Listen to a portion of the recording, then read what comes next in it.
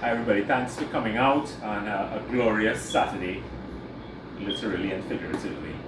For this, the first of the readings in the National Bookstore Reading Tour for the season of Anansi Folklore Festival. And as I've said, before we begin anything, we pay respects to the goddess, the god, the great spirit, the universe, whatever you may call that great energy.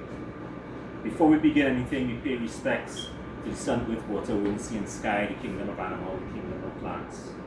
Before we begin anything, we pay respects to the ancestors, those who went before us. Before we begin anything, we pay respects to the Kabinaho, the Warao, the Taino peoples whose land we stand. Before we begin anything, we pay respects to the elders and omens. Before we begin anything, we pay respects to the seventh generation to come. Before we begin anything, we pay respects. Ashe. Right. So, the reason why I'm doing this is my give back to an institution which I love and which I wouldn't exist without. Bookstores. And they might be de rigueur the modern world, like how libraries are, but I know that there must be a fight back. I believe that bookstores still have a real purpose and reason for existing in the modern world, especially I think in the modern world. They are tactile reminders of the process of creation,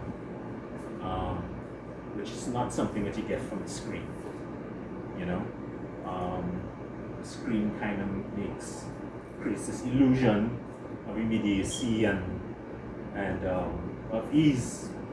You know, you try not to feel the sweat from, lying down in your bed and click anything and the thing appears, and you feel that the person who made it must have done, it must have been a similar type of process. But I guess, like when you're in a thing and you hold a book, and you feel the weight of it, and it's bound, and you start to flip through, and in one glance you could feel the sense of, okay, this is 400 pages of work, and all around you is, just the tactile thing of them. I think is something that is necessary. So this is my small give back to kind of redynamize bookstores as destinations. Same thing like movie cinemas as destinations. Carnival as a destination, quote speaking carnival or village carnivals as destinations.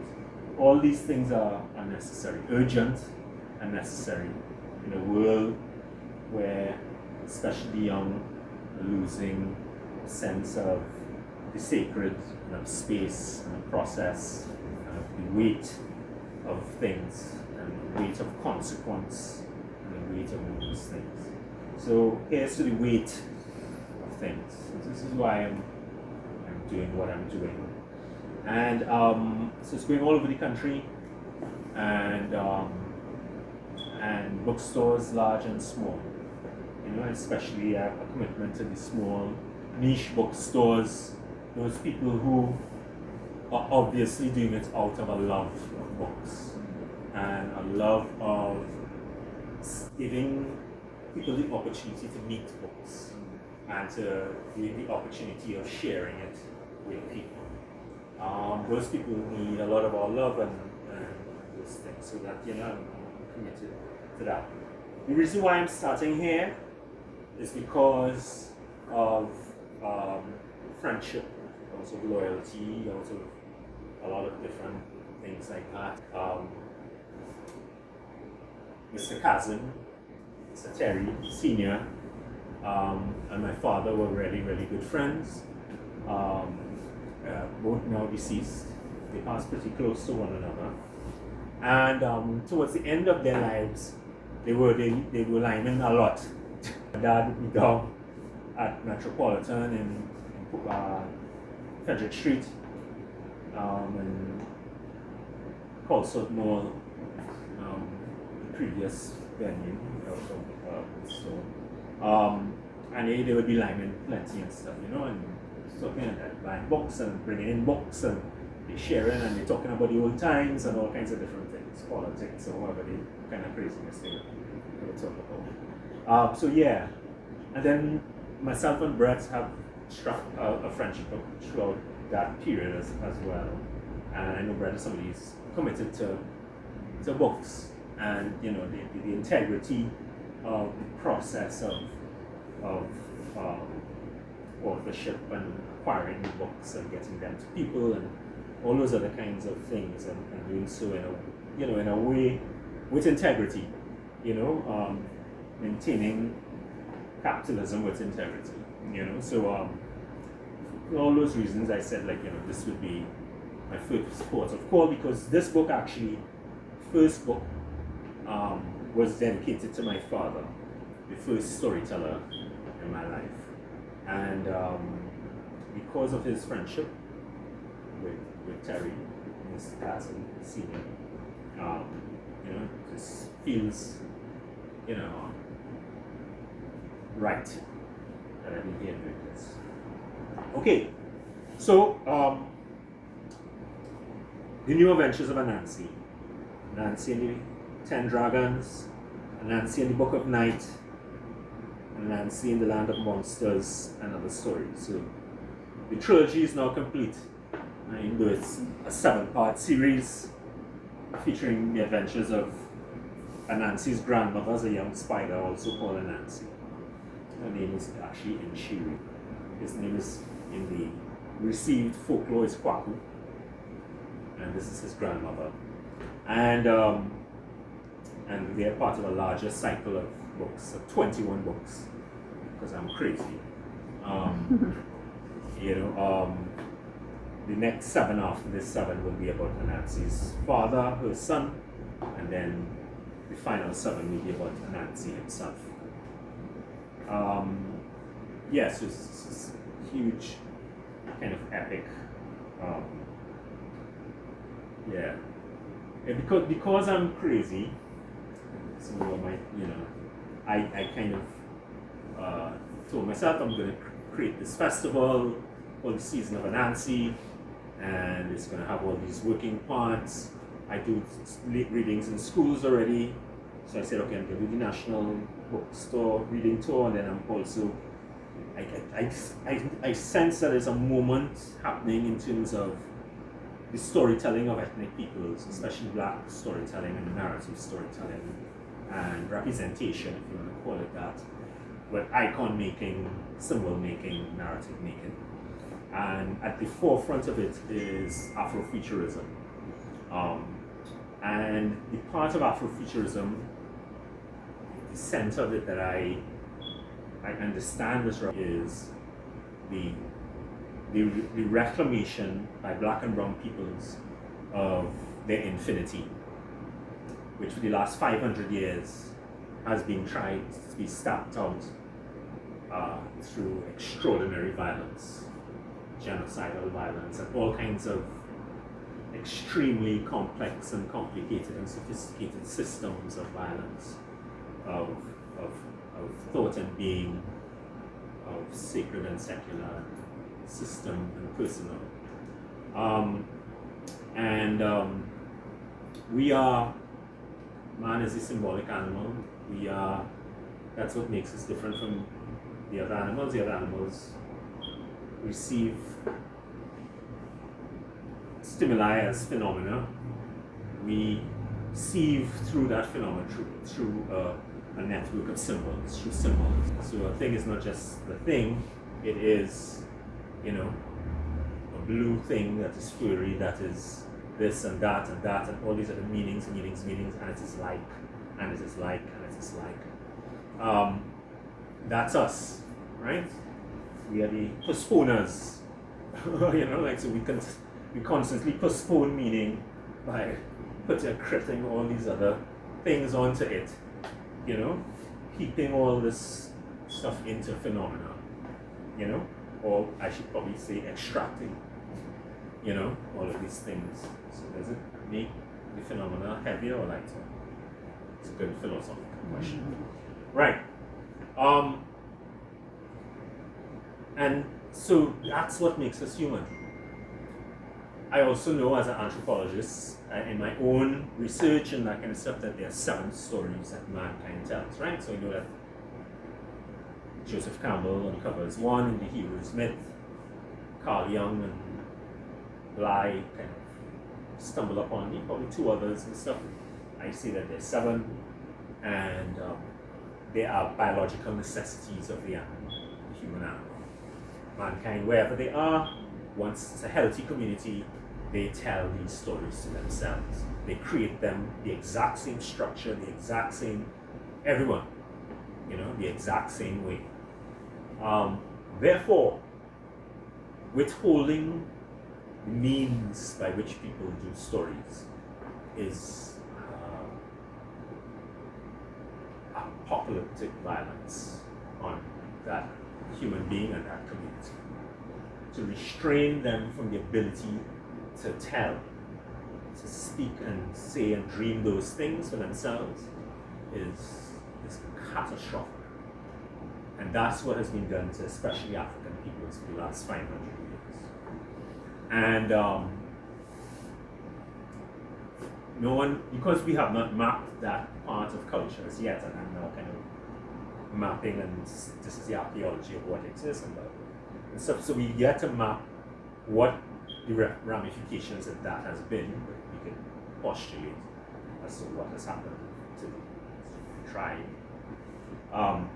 But the arrival of Afrofuturism has been the kind of that breaking point that allows people to then that says it's the starter gun. That means that people now have the permission to go. And things like Wesley Snipes' Blade, which was like the first black hero myth in modern Western pop culture, kind of breaks the barrier and sets things free. And then we had Panther thing, Black Panther and Spider-Verse, which kind of like really kind of break the boundaries and push people into that space and popularizes futurism as a form and gives people license. It gives millions and hundreds of millions of people all of a sudden feel the license that they can go beyond, and that they don't only have to show up as a corpse in the next movie. They don't only have to show up as a criminal or prostitute or the dumb one or the friend, the sexless friend, or the moron, or that they actually could fly, that they can actually win in the end, that they could actually be in the universe and back unharmed and victorious, triumphant in their skin as is, that they're beautiful, so all of these things. And so for 3 weeks, IMAX, from I think the 15th of next month to the 7th of June, there's this massive exhibition, 2 floors in the IMAX.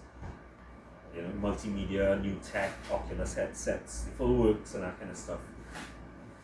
I'm trying to map this huge landscape of Afrofuturism all over the planet. Got in contact with all kinds of people. People are responding, all kinds of authors, filmmakers, scholars, all kinds of people. So it's all going to be there, and I think that's really important. And then the whole thing ends off with a tribute to the elder storytellers without whom we wouldn't be here. Principal among them, Paul Keynes Douglas and Auntie Thea. Paul Keynes Douglas, possibly the greatest proponent of the oral tradition in the Caribbean. Incredible craftsman, who at one point in time was the center of the island. You could have gone nowhere. When I was growing up in the 70s, the late 70s, early 80s, he was everywhere. His work was everywhere. It was coming through the radio. It was coming through every ear. Always Paul Kings Douglas, and the way that he manipulated nation language and told stories, and and would move from into the philosophical, and then into the kind of brilliant folk storytelling, to all the different registers of the language and all those kinds of things. Extraordinary. Sorry. So we pay tribute, and then we have after party right afterwards at the Black Box there. So I'm gonna read from some parts of the book that normally when I've read in the past, I don't normally go to them. Although I will start with one. So, Anansi and the 10 Dragons is the appearance of Anansi's grandmother as a character. This is her first appearance. Right? So something catastrophic has happened to the kingdom. It's been a kidnapping. And they've tried to do certain things, and things have failed, and there's despair, and everyone has given up, and the kingdom is on course for destruction. In chapter 4, which is simply called Anansi. So normally when I perform, it's full folk thing. I think I'm more restrained in this. We'll see. Suddenly, Anansi appeared at the gates of the palace. She was small and wore her blue robe with a belt across her waist. Her face was bright with intelligence. She stood there for some time. At first, no one took her on. No one usually took on the spiders. They were not known for anything much. Their families did not have a history of exploits of great strength like Snake or the now humiliated Tiger Cat. And the Anansi who stood at the gate was but a young girl, the grandmother of the Anansi we all would come to know, but when she was still young. So, Anansi stood there, either thinking deeply or waiting for one of the palace guards to ask her business. The kingdom had collapsed. Nobody had time for a smart Alex. Finally, one of the counselors asked what she was doing there. Then Anansi said, "I have come to rescue the prince." Well, Lap and Guti, who happened to be passing just at that exact same moment, heard Anansi and screeched her whole screech. I get that wrong. Turn around. What you say there, Anansi? Said Lap. "I have come to rescue the prince," Anansi repeated. Lap and Guti looked at each other, looked at Anansi, and burst out laughing. Guti sped off to find the bacchanal chorus, who soon showed up to the scene already laughing and cackling to themselves. What could Anansi do that great warriors could not? What was she thinking? Was she tired of living? Was this a sad cry for attention from a nobody, no-name animal?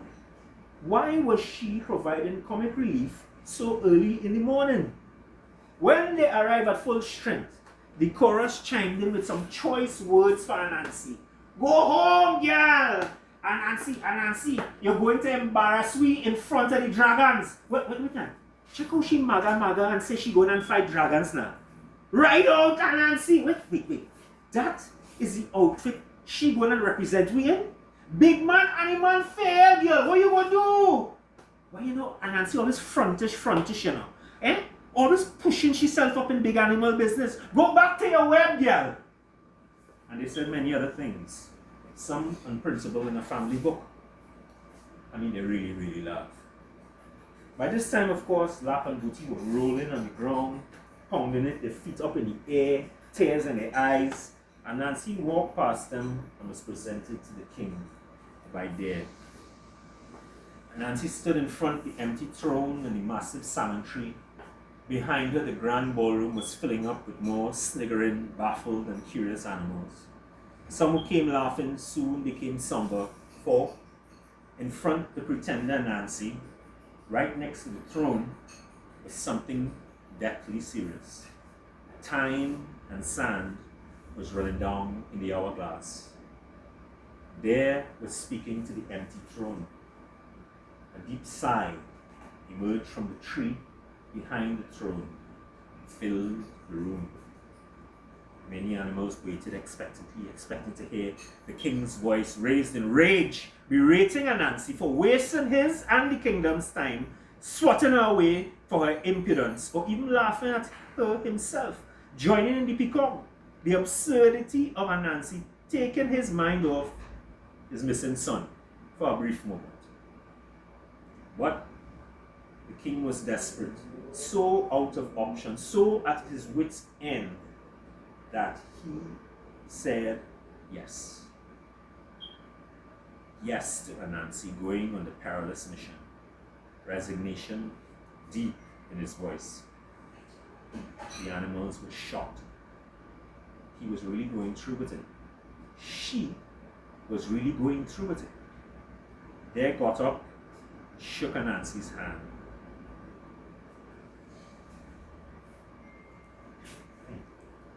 Armed only with her wit, Anansi embarked on the adventure. That's the end of that.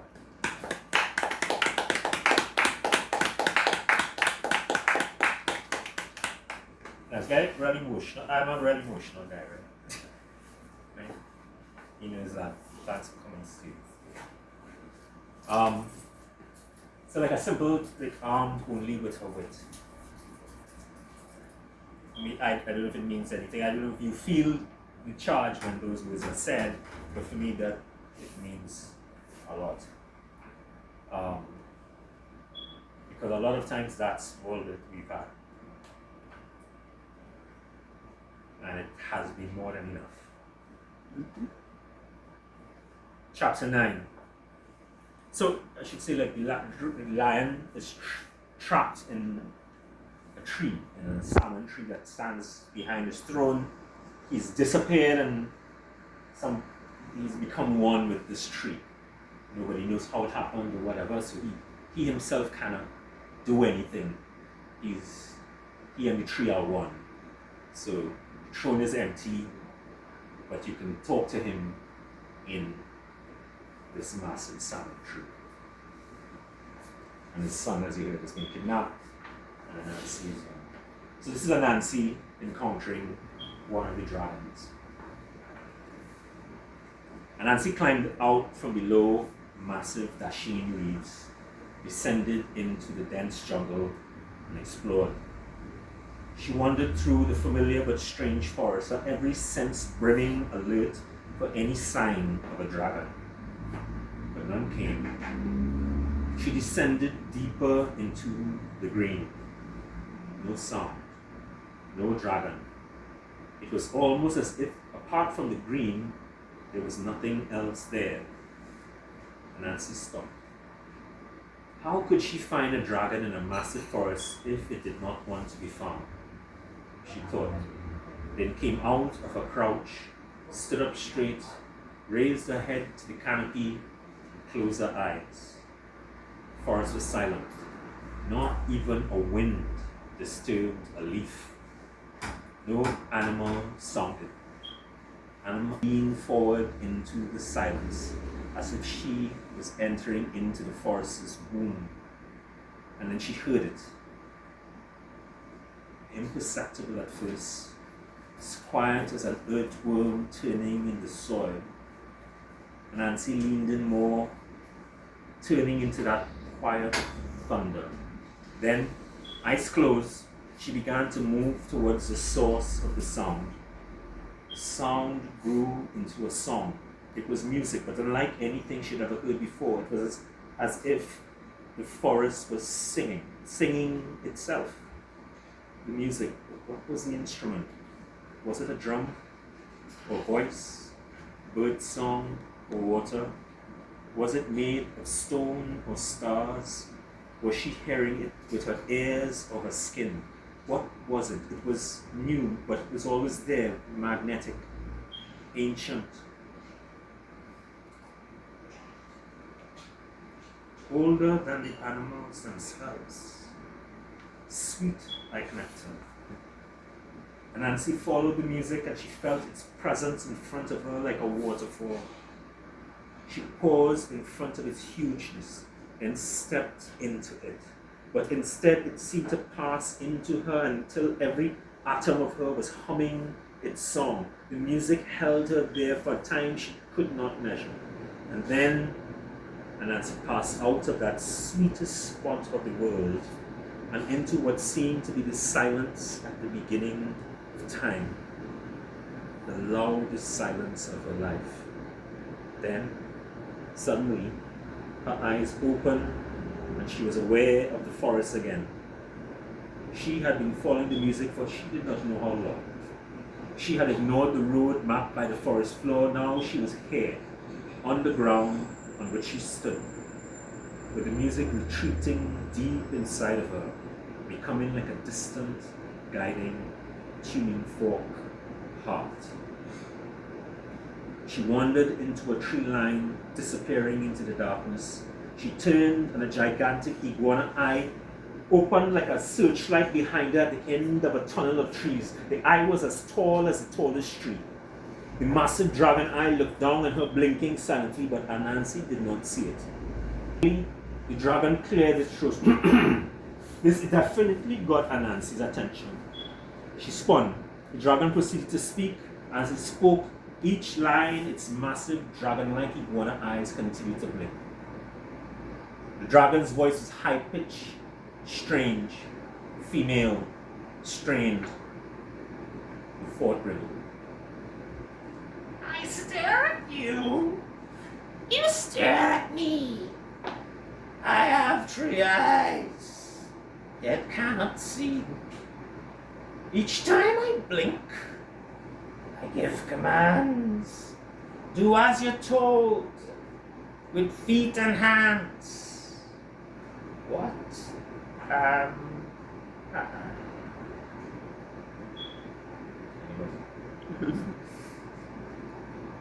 Anansi thought she knew the answer to this one from the start, but thought a little before saying it. Finally, she said, a traffic light. The fourth dragon shrieked, "Ah! 3 eyes have I!" which made Anansi jump. The dragon then started to laugh, a high screeching cackle, and then started to scream in the same rage. I'm not doing that. Gale force winds began to bombard the forest. The dragon shouted out, "Go, spider!" Anansi did not need any other invitation and began to sprint towards the magic box. Anansi dived in just as she heard the wind pick up speed and emerged safely on the other side. So she has this magic box that she got from one of the challenges where she goes in and teleports her to wherever she needs to. Anansi was in an intersection of blinking traffic signals on top of a gently sloping field. She reflected on the fact that, despite gale force winds, she wished all riddles and adventures were sweet and easy as the fourth dragon. Yeah.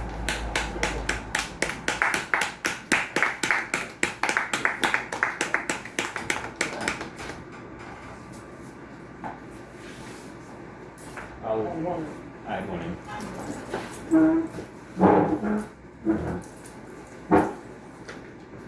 Right. I'll move on from that book. There's another one I want to read, but I need time and all that stuff. So, sure. Cool. So this is from book 2. So that was Anansi and the 10 Dragons. This is from Anansi and the Book of Night. So each book is a different story form, right? So the first book is a quest myth, right? So all mythologies, there are these quest myths, where the hero has a series of tests, right? These are supernatural tests, which he's given by supernatural edict, and this is a journey through the quest, each article of the quest, and it's an internal journey as well as an external journey into self and into the world and into the community in a way, the community's id, you know? And so, yeah. And so that's what book 1 is. Book 2 is a detective story, right? It's a little difficult to read from book 2 because it's strewn with clues and all that kind of stuff, and you don't want to give away anything to people and whatever. So finding something to read from book 2 has always been a problem. But this is a passage in the book that I really love. I love writing it, and when we stage it, I love the staging of it. And it is Anansi is, so there's 7 houses of animals, mammals and amphibians, and right, 7 houses, and there are 2 representatives each from each house on a council, from the council that runs the kingdom, right? And there's something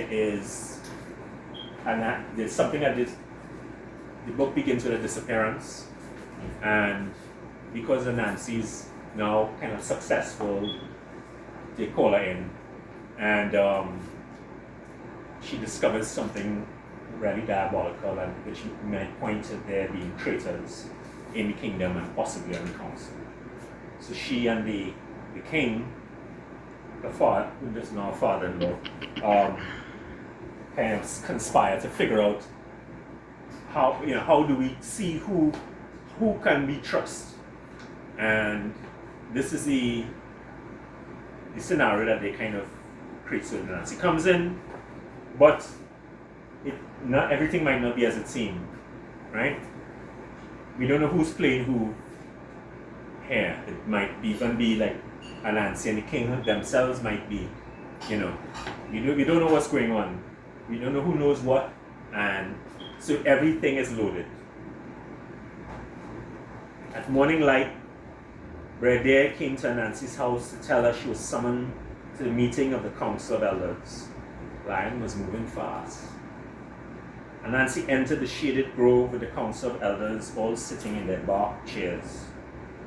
On the council, there was a male and female animal representing each one of the 7 houses. Brer Snake and Sister Snake of the House of Reptiles, Brer Cat and Sister Rat of the House of Mammals, Brer Hawk and Sister Macaw of the House of Birds, Brer Bullfrog and Sister Salamander of the House of the Amphibians, Brer Hammerhead and Sister Karit of the House of Fish, Brer Scorpion and Sister Ant of the House of Insects and Arachnids, and Brer Crab and Sister Jellyfish of the House of the Invertebrates. Lion was at the far end of the grove. The elders all turned and stood when Anansi entered, and she was offered the floor to speak as they sat. Anansi told them the parts of the story that she and Lion had discussed. She and Lion watched the reactions of the council members, especially the 7 they knew to be conspirators against the throne. None betrayed a thing. They were ice cold. Were any of the other 7 compromised? Who else was in on this plot? When Anansi wrapped up her presentation, before anyone could speak, Rubadiri knocked at the grove's edge and Lion waved him in. He quickly ran up to Lion and whispered in his ears. "What?" Lion shot up. "Excuse me, counsel, I have to deal with an emergency." And with that, Dare and Lion ran out of the room. Anansi could have sworn she saw Brer Snake and Brer Hawk look at one another under their eyes. Sister Snake got up and, in her haughty, hissing manner, spoke. "Anansi, you want this council to launch an investigation into a rumor of an alleged tower on some mountain in the snow we have never heard of, when we have many problems right here in this kingdom to deal with? There are many in the kingdom who consider you a hero, but many more who consider you a charlatan, an opportunist. It is a very serious matter you are speaking about, one that will pull scarce resources away from multiple investigations we have launched into the very nature of these disappearances, some of which are very close to bearing fruit. What does the council think?" Brer Bullfrog, oldest member of the council, rose and spoke. These are very serious times, and yes, although our resources have been stretched, I still think we should at least look into something like this.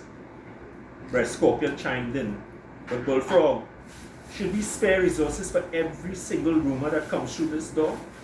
What about the rumor that the bats and bees are having a secret party on an island and don't want to invite nobody else?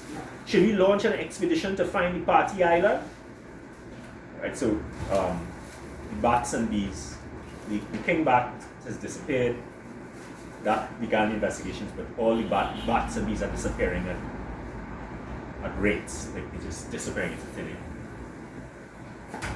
So as things happen in the country, I kind of remember there was this thing about this party island and the secret island. So yeah.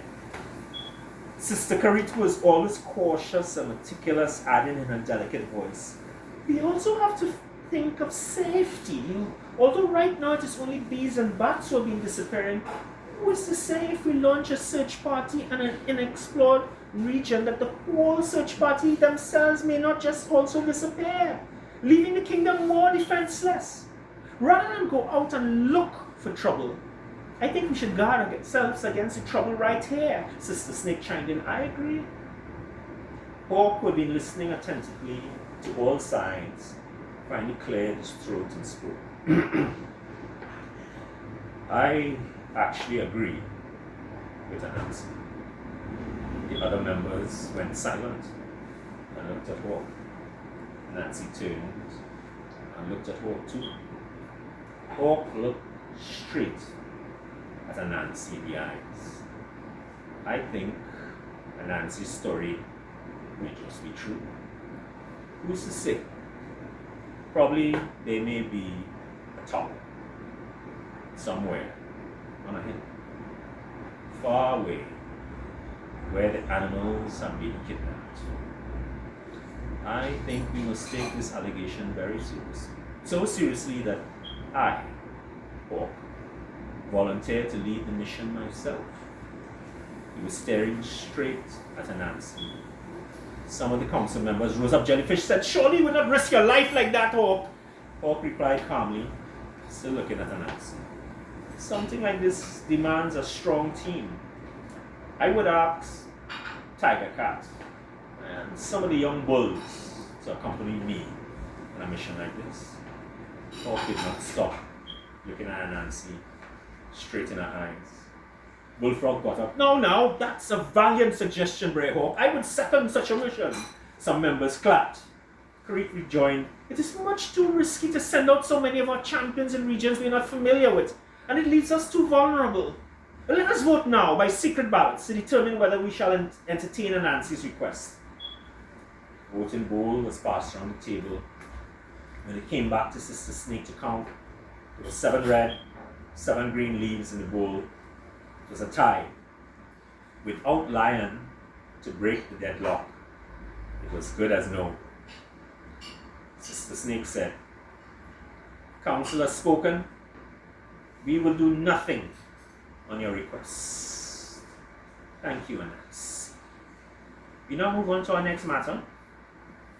Nancy was then escorted out of the chamber, quietly sealing. She knew that the fix was in. She was pretty sure who the 7 were that she could not be trusted. Outside the chamber, she saw Sister Hummingbird disconsolate, sitting, waiting to be called in by the council. What is it? Anansi asked Hummingbird, putting her arms around her feathered shoulders. Hummingbird said, looking up at Anansi, her eyes big, ripe with tears. It's up. We have started disappearing too.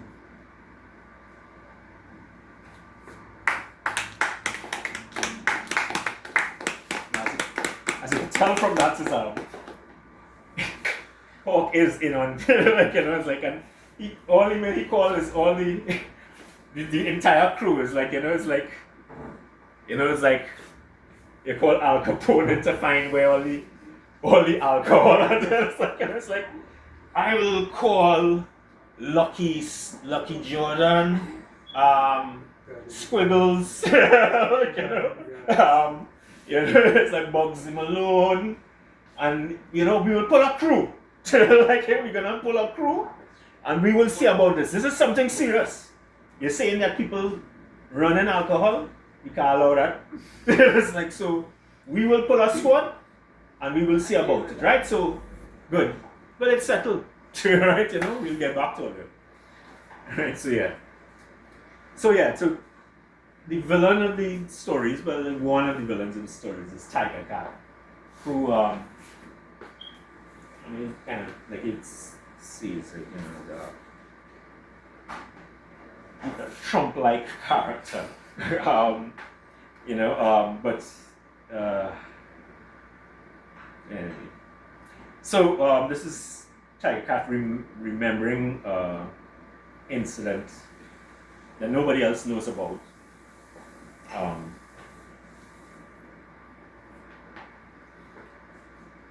This is a flashback.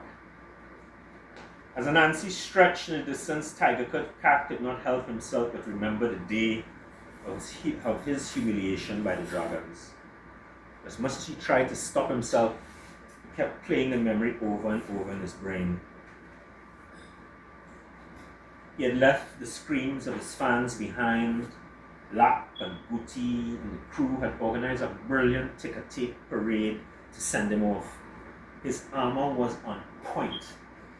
He had trotted off past all the lands he knew had entered strange rocky territory when up ahead an old woman was in his way with a ridiculous stack of sticks. He was running at a good tempo, so didn't want to break stride, but the stupid hag was taking up the whole road with her sticks jutting out. He had called out to her from a distance and told her to move or else. Next thing, the old hag tripped over herself and had fallen with all the sticks scattered all over the road. He would have to slow down or stop now. He kicked the bunch of sticks closest to him and was about to jump over the crone when she looked up at him with her hand out saying, "Help!" Tiger Cat stopped, watched it and said, "Oh Lord, woman, you ain't see a big animal coming through? You go fall down and sprawl out and block a champion like me on a big important mission like this? You're keeping me back, man." The old woman repeated the phrase again, waiting on him, watching at him with her little old woman eyes. "Help! Help! Help? Who you take me for? And what you do with all them sticks? Them is your sticks? You know how much time you go take me to pick up all them stupid sticks? Watch here, old woman. First of all, what are old woman do with all them sticks? Look, don't waste my time, eh? I is Tiger Cat, the undefeated champion of champions. Rescue the kingdom. Tell everybody I had the privilege to witness me on this day. And make on my way to my greatest victory, Tiger Cat, conqueror of the 10 dragons. And with that, Tiger Cat walked over the old woman, stepping on her hand, and ran off into the distance. Looking back at it now, Tiger Cat was certain the old woman had poisoned him. That was the only explanation as to why he was so weak when he fought the first dragon. Yes, Anansi, the dragons, and the old woman were in league for the throne, but they were not smarter than him. He had not come all this way to let some stupid wishbone fly-by-night brokerfoot spider take his crown away from him. No! No! No.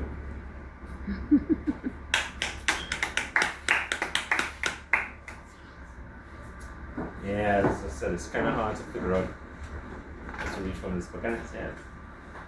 Alright, so the third book just came out.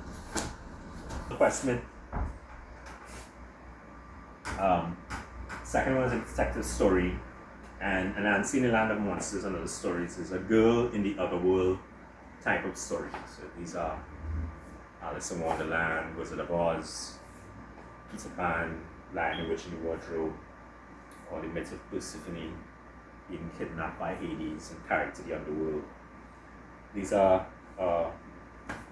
girls taken from their workaday world of family and friends and school and their peers and carried to they cross the Rubicon and carried to these phenomenal lands where they meet demons and giants and all kinds of strange. They descend into the id of their their nations or their communities, or and they have all these adventures, and then they come back with messages or transform.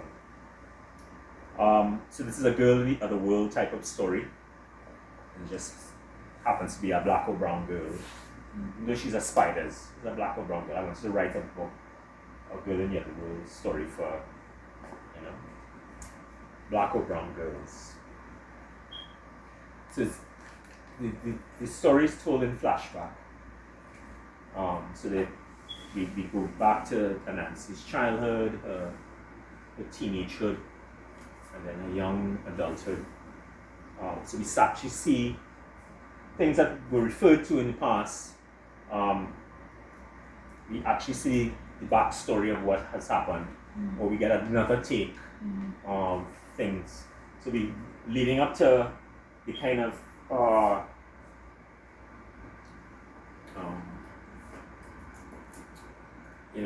the crisis moment that was in ended book 2. It's all leading back up to that, but we should have a completely different lens on that moment of crisis by the time we go through all those flashbacks and that kind of stuff. And so each one of those took 1.5 years to write. This took 4 years. Well, it took 3 years, and it took 1 year to just get it from the artist. Who was supposed to be, one of the great things about that 1 year delay, it enabled me to do all the jerseys and collaborate with Randall Watley, this incredible artist, who started doing paintings from my books, from my illustrations, my black and whites, with the doll and all of those other kinds of things. So, which I thought would happen after the movie.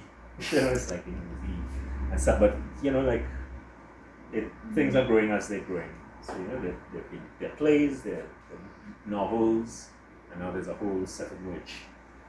And they say that hero is not a hero until the hero of a doll. So this is I'm most proud of Anansi plush doll. This nearly of everything. I'm really, really, really happy with this. It's just that's the killing me. My hero of a doll. So yeah. And collaborating with all the artists and artisans who make all these things possible. So, one of the reasons that it took 3 years to write the book is because this book sets up the next 4.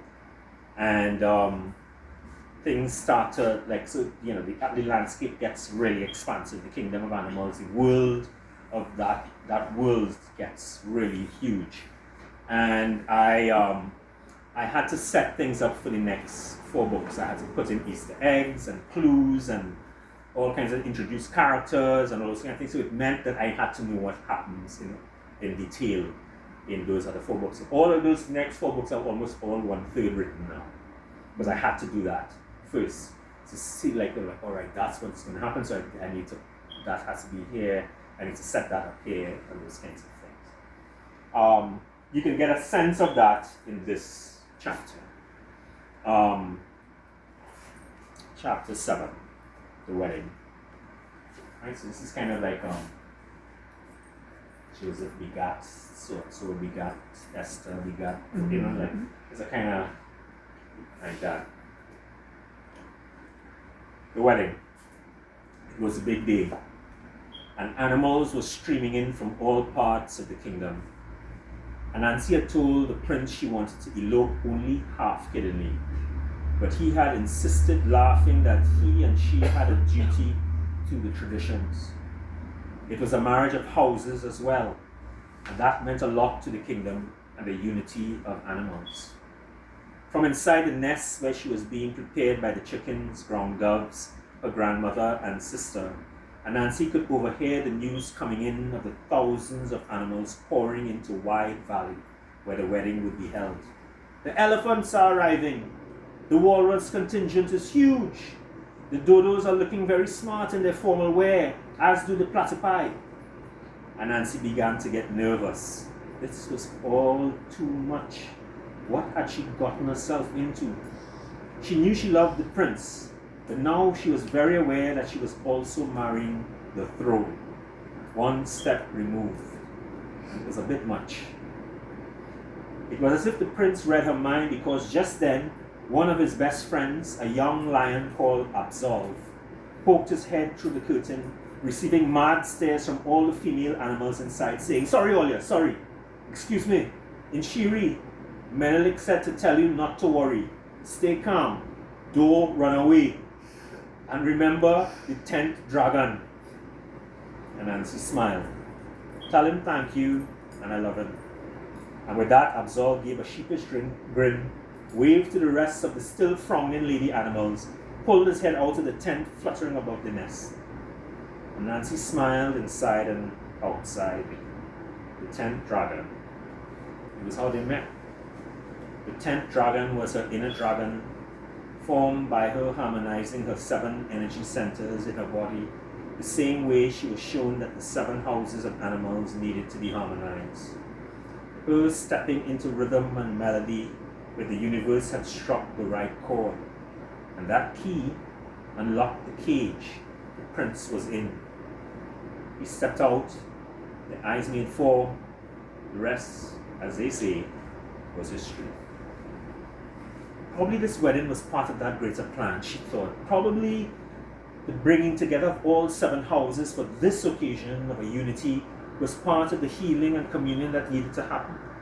The possibility that all this spectacle, ritual, and drama was part of a greater good made Anansi relax somewhat.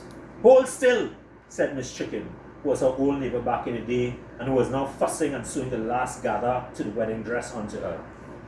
The dress was finally completed on Anansi, and all the female animals stepped back, looked at her, swooned, and then clapped.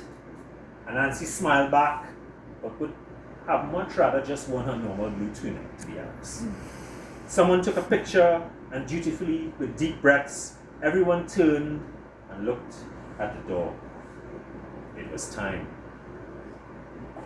Anansi was led down from the nest. She could hear the music, the drums, the brass, the chorus, the steel drums, the voices, and the larger drum buzz of the animals behind that. It soon became thunderous. She was being led down a long covered canopy of tall palm trees on both sides, so no one could see her until she made her grand entrance at the floor of the tunnel. The thunder of animals talking, singing, laughing, chanting to the grand music was getting louder and louder as she approached the tunnel entrance and the daylight. Her grandmother walked slightly in front and held one of her left hands, and her sister walked behind her on her right, holding a massive bouquet of flowers and herbs. Behind them were 2 distant relatives, middle-aged spider matrons, bearing sacred objects, and behind them were 12 young bluebird chicks, carrying the train of Anansi's gown. Anansi could see the back of the honor guard of Bread Dog, Titus, and family in ceremonial wear in the harsh daylight up ahead. They reached the mouth of the cave of palms and paws. Bread Dog and one of his sons, Abede, turned to receive and greet them, and with that, they were led out into daylight and the noisy throng. As Anansi emerged, huge horns with deep sonorous tones were blown, and there was an explosion of flower petals in the daylight all over her, and loud giddy screams on top of a loud roar from tens of thousands of animals, and she heard the music change to a song about the goddess of the wind. She was in the daylight now, and she could hardly see anything because flower petals were raining down on her. From what she could see now was a hovering escort of young girl hummingbirds flying right above her head. She was walking on petals. She could hear animals on both sides of her, but could not see them for the cascade of petals. She was conscious that she had emerged into White Valley, and she was walking down a long corridor of animals. On her left were the specially invited guests of the wedding, and to the right began the larger crowd of the kingdom who came to witness from a larger invitation. At the end of the line, she was going to turn left onto the grand procession way, up towards the altar where she would join the king, the priests, the council, and her soon-to-be husband. The roars and the pour of flowers continued. She was disoriented. She could not catch herself. It was all noise and color. Purple, magenta, white, red, and yellow flower petals were cascading all around her as chants and songs and instruments blasted in the background. She could feel flowers under her feet and her grandmother's firm hand guiding her. She could see the hooves, talons, and paws of animals as she passed, but could make out no faces from the torrent of flowers. Suddenly, her grandmother stopped, and Anansi guessed that they had finally reached the grand procession way. The thunderstorm of flowers on her continued, but in an instant the music and all other noise stopped on a drum beat. All was silence in the valley. There was absolute quiet. Then the sound of a soft breeze. Anansi then started to hear the trees in the background. Even the petals were falling noiselessly all around her.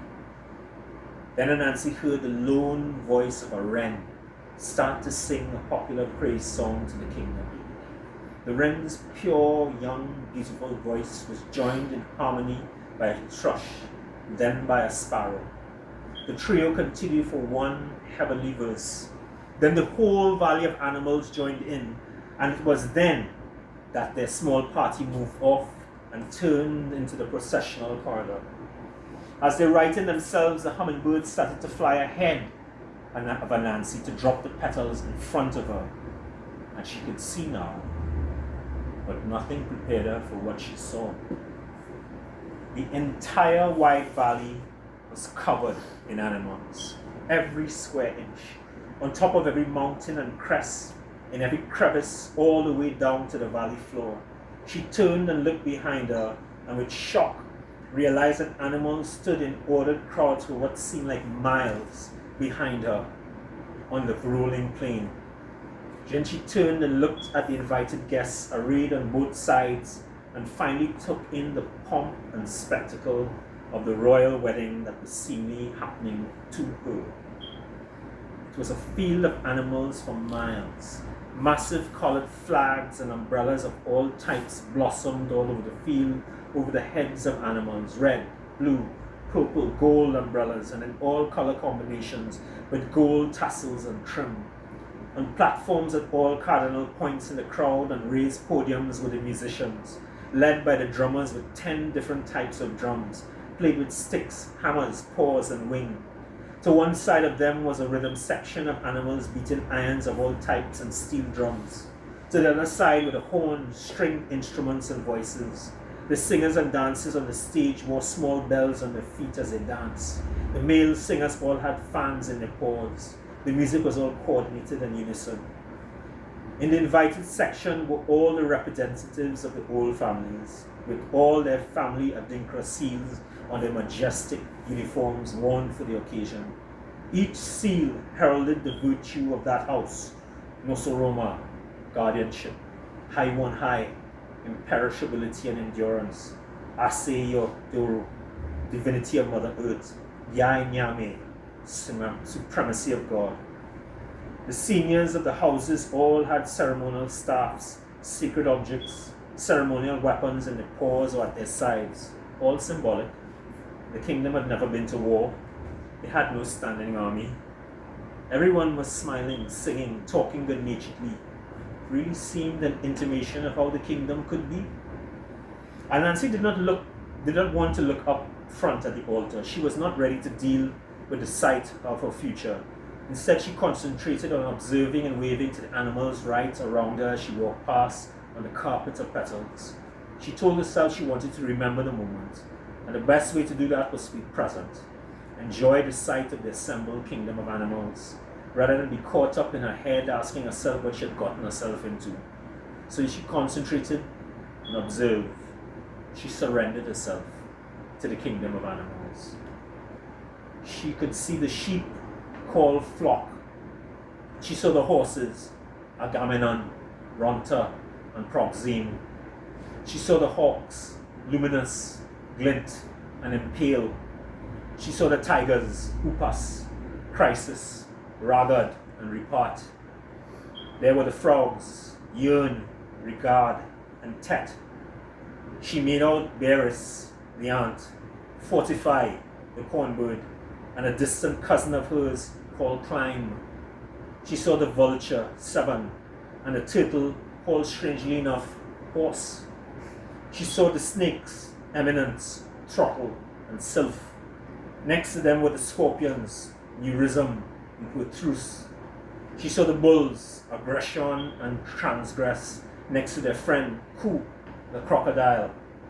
There was young Phosphorus, the vulture, and Maniac, the wolf. There were so many animals representing the old small houses, and she knew that the top of the long walkway would be the kings and queens. There were the iguanas led by Frisk. The iguanas loved to tell the story of their forest kingdom of mango trees, where a ripe mango had never ever touched the forest floor. There's Tuarai, the young eagle, Sotsona, the fox, Kuruk, the bear, Nashoba, the wolf, Fold, the porcupine, and Anansi's friend Mashika, the rabbit.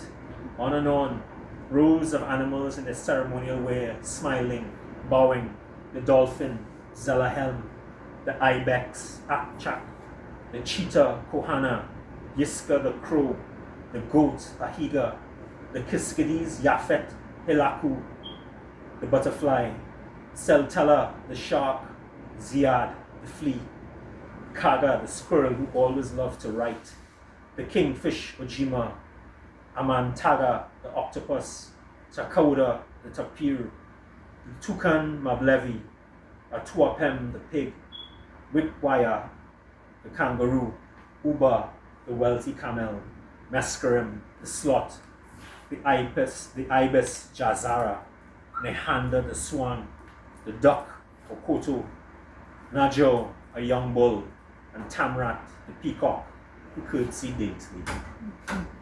Above in the air, Anansi could see thousands of birds from hundreds of small houses flying in patterns and formation above the gathering. The wild geese, the osprey, battalions of the starlings, the ravens, the kildares, and the chow. She could see the falcons, the yellow orioles, the green motmots, the red hepatic tanagers, the agami herons, the woodpeckers, the rufous-shafted wood star, the powies, the oilbirds, the eagles, and so many more. When she looked down, the scene changed on Anansi. She still would not look up at the altar, but she knew she was very close now, as she was walking past the heads of the small houses, a parade of kings and queens, the owl king and queen system and standard. There was king and queen Bat, Achebe and Morowa, Neberu the leopard king, and the dove king and queen Lupelele and Yukisima. There was King Bull, whose name was Trample. Finally, they were at the top of the procession. Anansi's grandmother stopped and turned to her and smiled as she let go of Anansi's hand and then was escorted to a side. Anansi still would not look straight up at that altar. She cast her eyes to both sides and saw the members of the Council of Elders. On the right side was the council member Brekat, called Mason, and his wife Caprice. There was a council member Hammerhead, whose name was Richter, Sister Rat, whose name was Linsome, the snakes, Agnes and Custer. Next to them, Hawk and Scorpion. On the other side was Zufan, Bullfrog, and his son, Abidogun. There was council member Ashna, the jellyfish, and her husband Ardash. Council member Brekat Matali was there with his wife Nuana. Jai Lee, Sister Salamander, and her husband Zan sit next to Sister Makor, Chaska, and her husband Katikul. Sister Aunt, called Namelok, was there with her husband Sironka. Anansi took a breath. The music stopped. And so too did the petals. As the hummingbirds floated off into the air, Anansi could feel the train of her dress fall away behind her, meaning that the bluebird chicks had arranged it and had dropped it in place, and they too now were gone. She was by herself. She had to look up now, and she did. And and she saw everything at once. A cluster of animals on a raised platform in the middle of two massive trees. There were long steps up in front of her. She saw Adelon, Bredere, Adaran, Inspector Bull, and Siddiqui, Bredog's faithful other son, on one side of the throne. In the middle, in front of the throne, was the ritual area and the officiating priests, Mokwaru, the moth, and Zahir, the praying mantis. 3 female dogs Anansi did not know were on the other side of the throne. In the center, raised above everyone, sitting on the throne, was Makunen, King Brelion. In front of him, to his right, was his son, Prince, Anansi's intended, Menelik. He gestured for her to climb. He looked just like he looked when she first saw him, in the corona of light, after she had defeated the 9th dragon, handsome, powerful, and like a force for good. Their eyes made 4 again, and all the drama, excess, anxiety of the wedding pageant fell away from Anansi, and she instantly knew again why she was there, and rose up the stairs to meet him.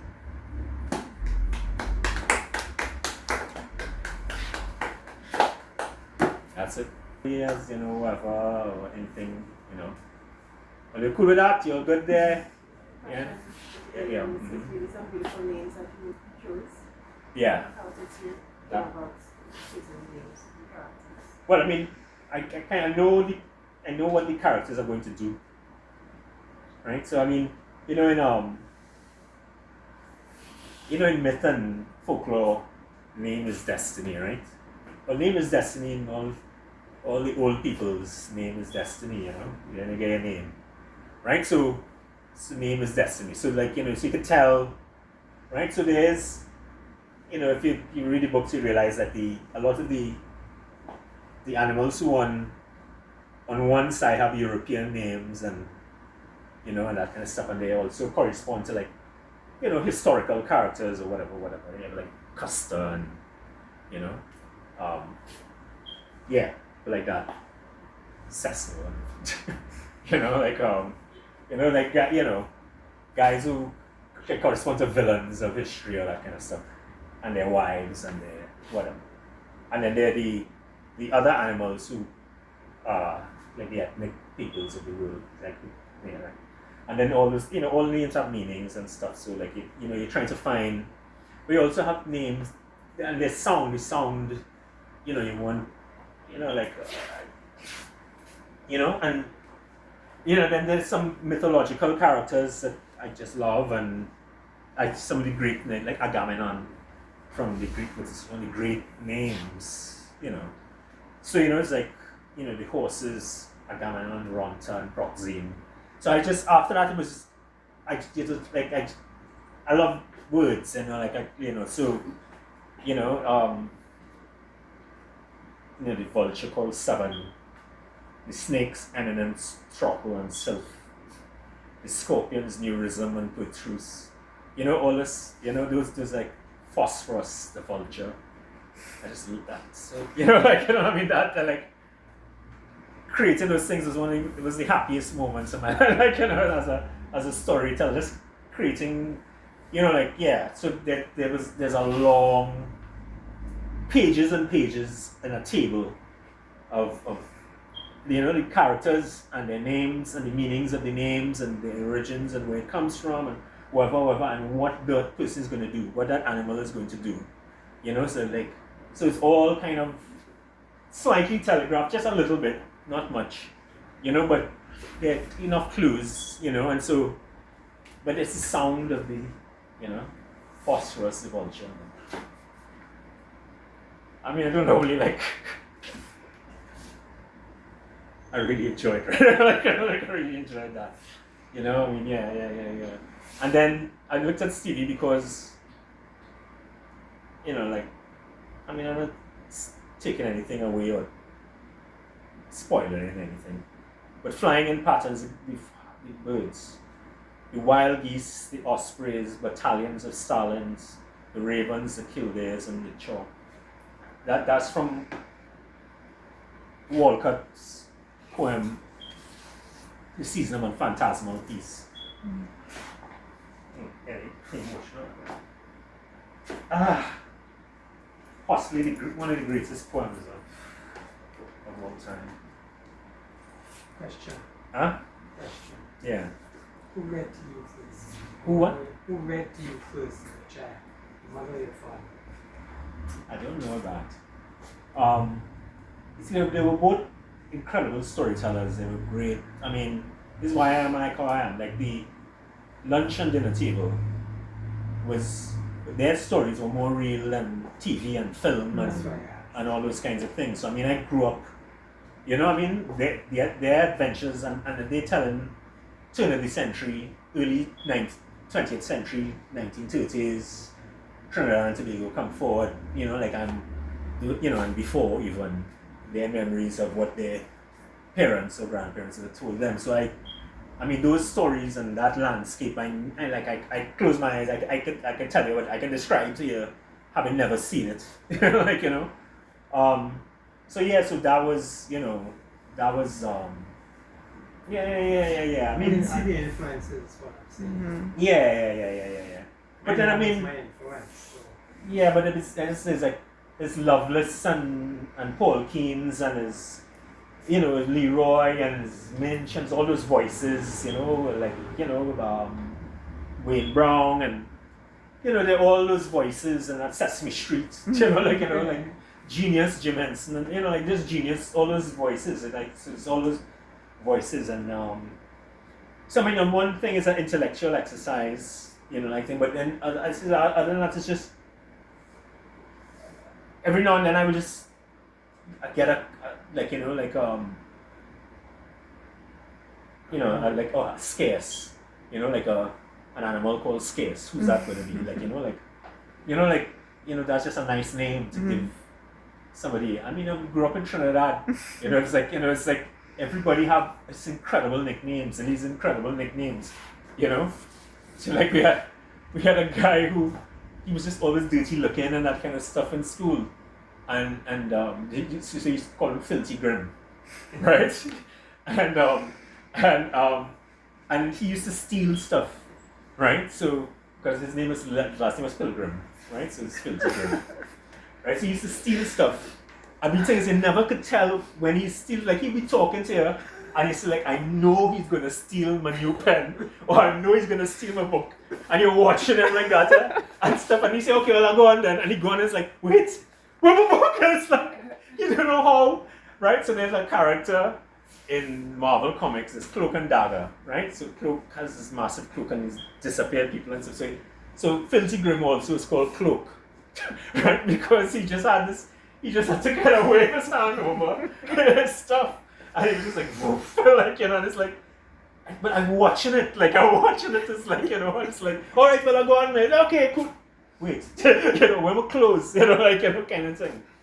So, yeah, so if you grew up in that thing, and I went to a boys' school, I went to Saints, like, nobody had their Christian names, right? It's like nobody, no teacher, no principal, nobody, right? There are people who I still don't know. Like, you know, like, you know, it's like, he's yeah, boy, I know him, what, 15 years or whatever, what's his name? Gotcha. It's like, you know, I mean, you know, so yeah. So, I mean, it was, yeah, so that was the enjoyment, you know, and so, yeah, it's like, from that Walcott poem, which is the day that the birds kind of rise up, you know, it's incredible poem. The imagery from it is just amazing. Yeah, and so that section there, so there are a lot of, I mean, I'd say because there's an appendix at the back of all the books. I don't, you know, like they had James Joyce and those kind of things. We go and search for it. I know enough that that's not going to happen.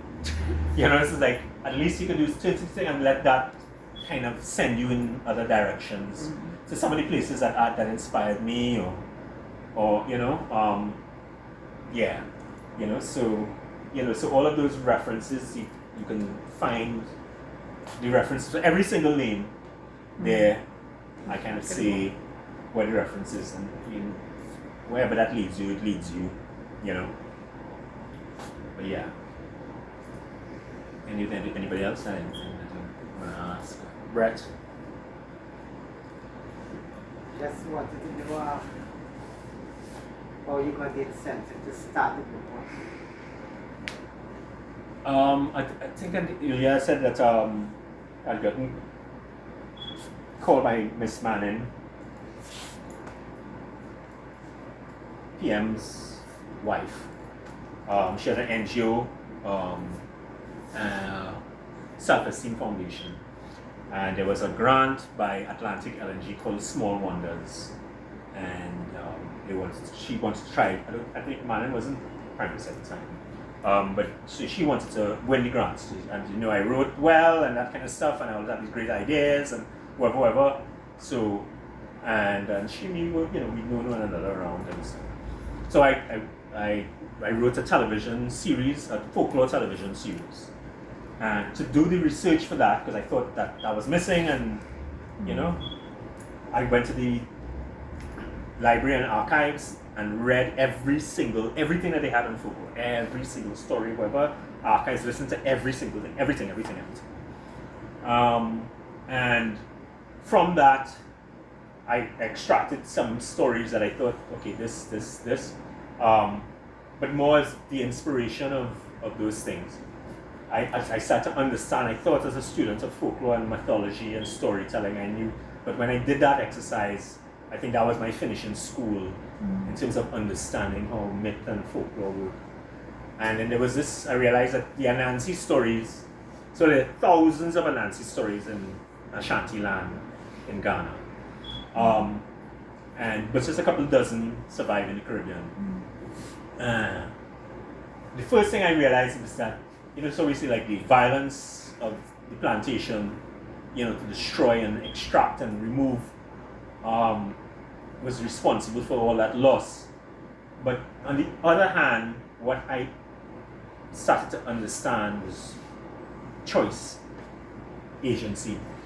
When you look at where because these oral histories, right, they're going around, some researchers are going around putting microphones in into a lot of old people and recording, and they tell you which village, whatever. And so you start to see, okay, certain villages retain this set of stories, this one, certain islands retain this set. And so you can tell a lot from the communities by the type of stories that they retain, because there are all kinds of Anansi stories, right? And so you can say, okay, these people like Bacchanal, so like all the Bacchanal stories, and this next people kind of frugal or whatever, this next set of people kind of sly, they like, whatever. But there was one story that was everywhere. Every single community, that story, which is the story of Anansi tricking bees, snake, and tiger. As a historian and of mythology, is probably the greatest story of the trickster in human imagination. It is the funniest. It absolutely is. It's the story where Anansi wins the right to be the storyteller for Planet Earth, where he's given the calabash of stories, right? And he has to defeat like all these, imperium of animals. And one by one he takes them out, right? And just incredible wit. And that's when I understood that it was a choice. I could see after that the ancestors standing on the decks of those ships, watching at this new land that they'd been brought to, and saying, you see these 6,000 stories? That's not relevant here. This 2,000 is for this place. Let me forget about that 6,000. That have nothing to do with what we're going to be encountering here. And piece by piece, they're making choices of, no, not that one. Forget about that. This. And that story, I could see them holding the child and say, like, tell me what happens. And then he goes to snake, and then he goes, no, that's not what he does. What does he do next? Then he takes the thing and ties it, right. And what does he do after that? And so then he just, yes. And then he said, like, no, that's not think. What does he do next? That is how important that story is. Every single Caribbean person of every race has that story and those stories in them. You could tell you could tell Caribbean people by those strategies that are ingrained in us now. Nobody else in the world responds like us because we seeing through the 8 arms, we are now, and we can maneuver. That is what those stories were doing. That's why I understood what folklore is. Folklore is passing on civilizational knowledge, right? It's passing on civilizational knowledge and what to do, when and how, right? From the smallest things and the most banal kind of thing, all the way up to cosmic kind of decisions and stuff. That's what it is.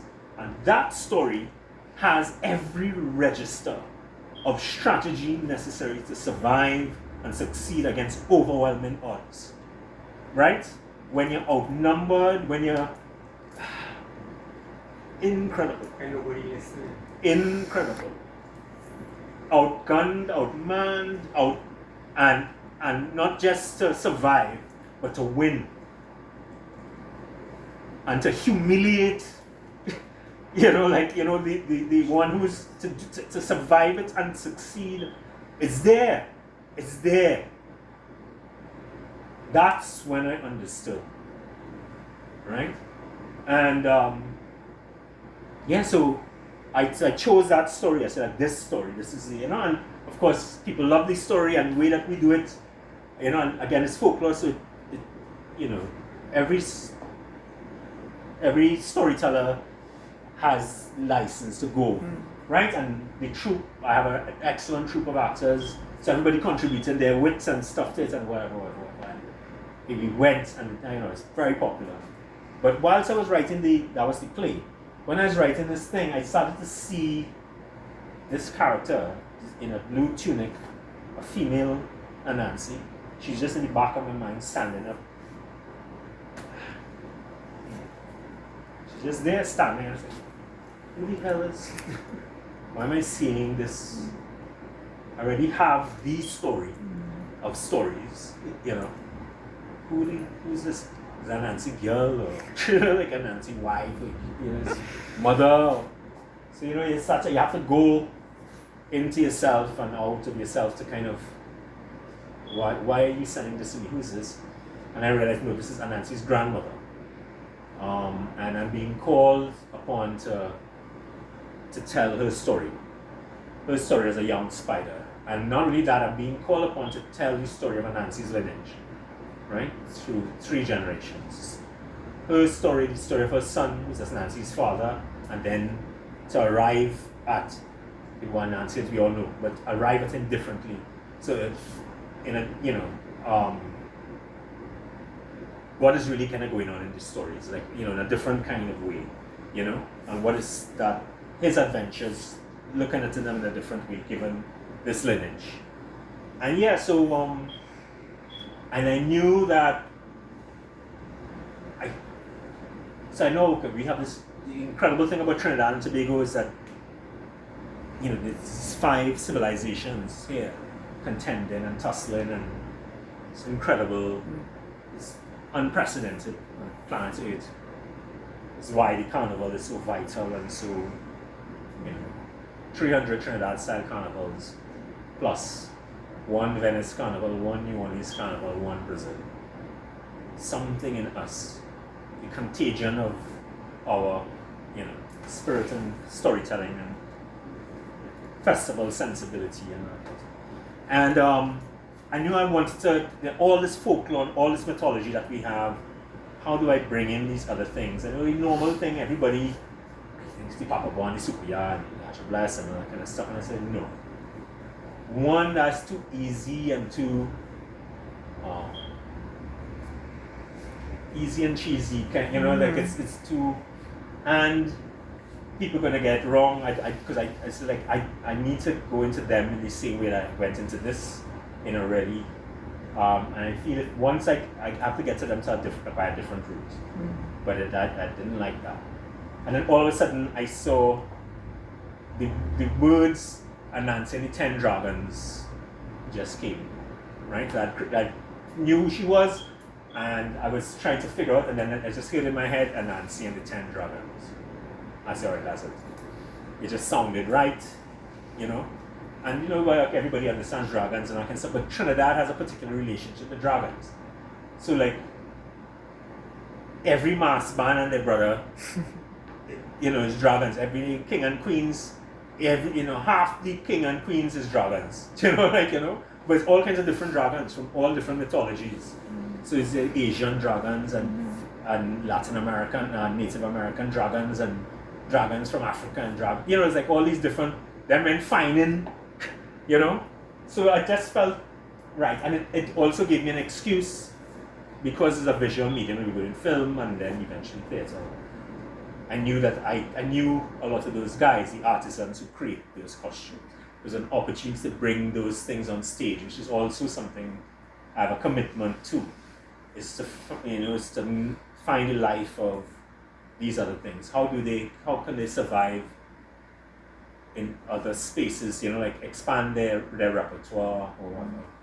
I just thought it would be a great thing to have the dragons speak. Who are they? Let them speak, tell their story. So let's know who they are. And so then I had to figure out, why Anansi, and how to do it in such a way that it's not easy and cheesy, but it comes out from the ground in the same way that all those other stories come out from the ground. It has to come out from the ground. That's be real. And finally, what I'll say is that the way I know that a piece of work is finished is that I see the next work. I know that. So if I'm not seeing anything, I know that you still didn't finish it. I remember I finished an exhibition. It was kind of major exhibition, big one in San Andres, Museum of San Andres, and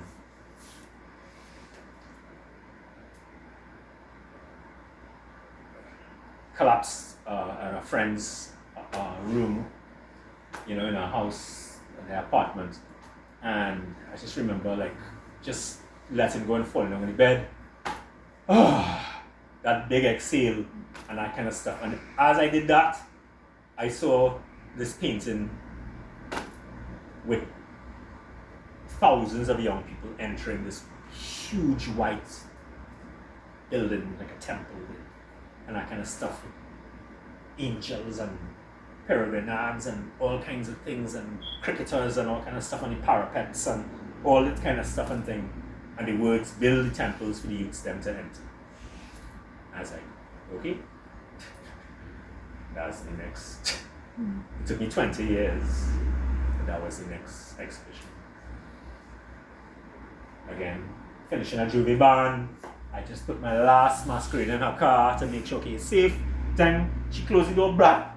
I turned back by the barracks and stuff. Sun coming up and thing, that kind of stuff. And then I saw these 4 blue-skinned characters with these masks on, with cocaine brooms in their hand, and said, and it was cleanse. I said, all right, well, that's the next thing. We had done the first Anansi thing as a play, so that television series, unfortunately, there's a whole set of bacchanal, and it was theft, and it was all kinds of different kinds of things. Not Miss Manny, I should say, but some other people. And it didn't happen. So I had my stories were there. I became an activist for 20 years. My dad started to get very ill. Activism is about poverty. And I had to take care of my dad. So I work in 8 mediums, although I hadn't at that time for almost 20 years, 17 years. And it's like, which one of these mediums can I now enter in, like now, start to make money almost immediately at the scale that money that's necessary to be able to take care of my father and my family. And I decided to create this theatre company, YBN Folklore Theatre, all using all the old artisans and the master elder artisans, creating the costumes and all the sets and all those kind of things.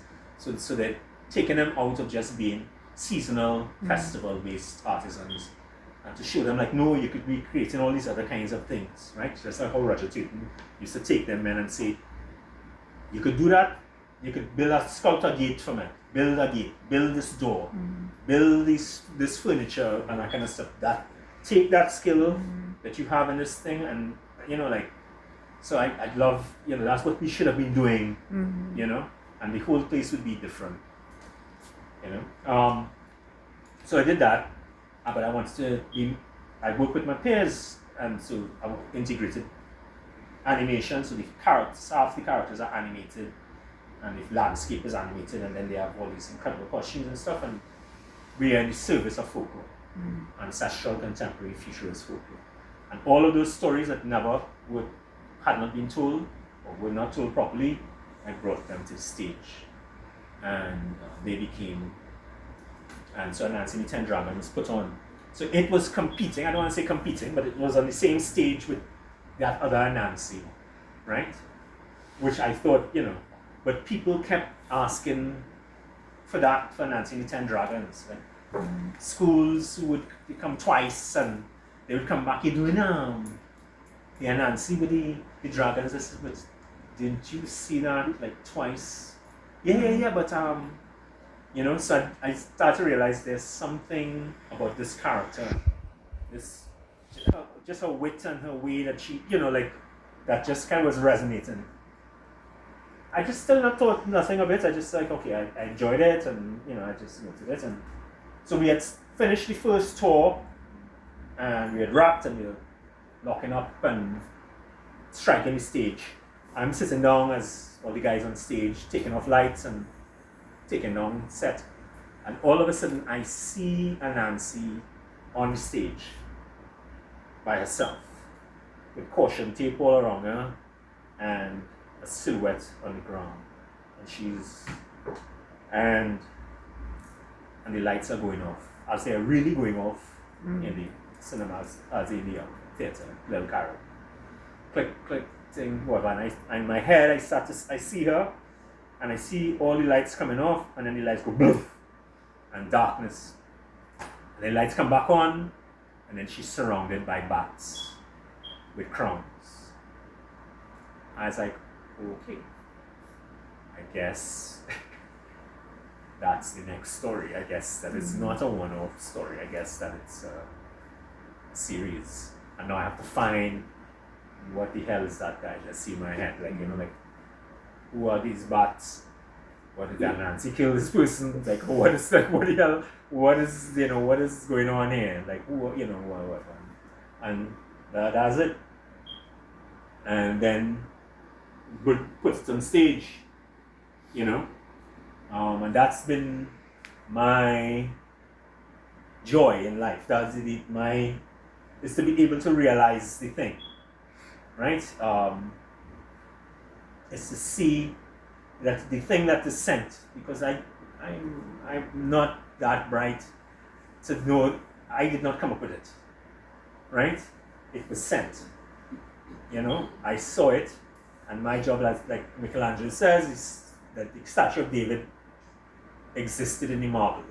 That he saw it in the marble. Something sent that image to him in that particular block of marble. And your job as an artist is to attain the skill to be able to emancipate the thing. So it's to get the skill to be able to render the thing that you were sent faithfully. As faithful as that thing is. When we were shooting the stuff for that same Juve thing, with that image, the first image I saw, we went, by then I had, through all kinds of processes, I realized the story that had to be told is 4 cleansing spirits comes to Trinidad, and they're moving through and they're cleansing, and who are they and what they do.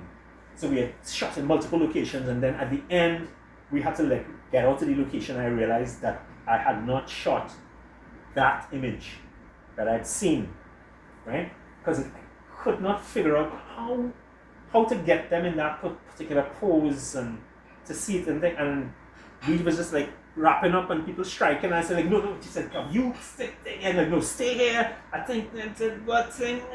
Yeah, that's it. Get that clicks. Right. And that was like right. I got.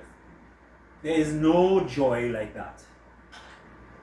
Like to see it and then to realize it. There's no.